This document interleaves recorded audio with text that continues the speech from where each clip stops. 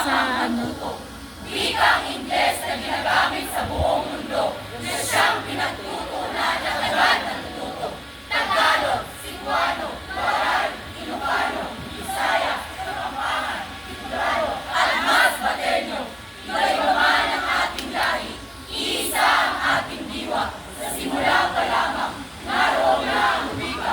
Sa hilig ng ina, sa sigaw ng digmaan, sa awit ng bayan.